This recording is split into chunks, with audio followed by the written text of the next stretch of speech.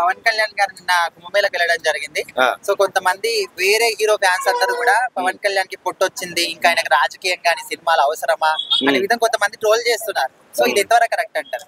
మనుషులకు పొట్ట రాక జిజ్జిలు రాక ఏం రాక ఎట్లుంటారన్న, వాడు చెప్పినవాడు ఎవడో వాడి మనిషి అయితే వాడి షర్టు కూడా తీసుకుని ఒకసారి కూర్చోమోను. పవన్ కళ్యాణ్ అన్నకన్నా కొంచెం అంటే లైట్ గా ఉంది, ఆయన వేసిన బట్టి లైట్ గా వచ్చాది.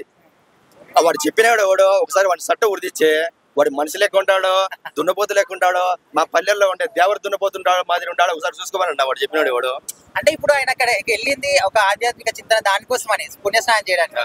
సో అక్కడ కూడా ఇట్లా బాడీ షేమింగ్ చేయడం, నెగిటివ్ చేయడం కరెక్టే అంటారా? అసలు ఆయన కుంభమేళకు ఏదో కుటుంబ సమేతంగా ఏదో మంచిగా పోయి స్నానాలు చేసి ఏదో మంచిగా మొక్కను వద్దామని ఆయన పోతే ఈ పొట్టలు గిట్టలు ఏమన్నా పనుల వీళ్ళకు.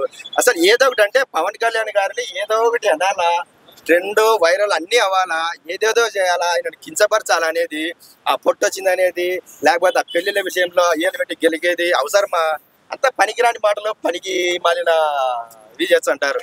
అంటే చెత్తనాయన పట్టించుకోవద్దు, ఆయన ఎవరిని పట్టించుకోడు అబ్బా, ఆయన మీద అందరు ఏడ్చుంటారు కుక్కలు అంతే పట్టించుకోండి. అంటే ఓన్లీ పవన్ కళ్యాణ్ గారి విషయం అని కాదు, ఎవరైనా కావచ్చు, ఒక వ్యక్తి ఎన్ని గొప్ప పనులు చేసినా కూడా దాన్ని పట్టించుకోకుండా ఒక్క నెగిటివ్ దాన్ని మొత్తం స్ప్రెడ్ చేస్తారు. సో ఇది కరెక్ట్ అంటారా? ఇట్లాంటి వాళ్ళకి ఏం చెప్తారు?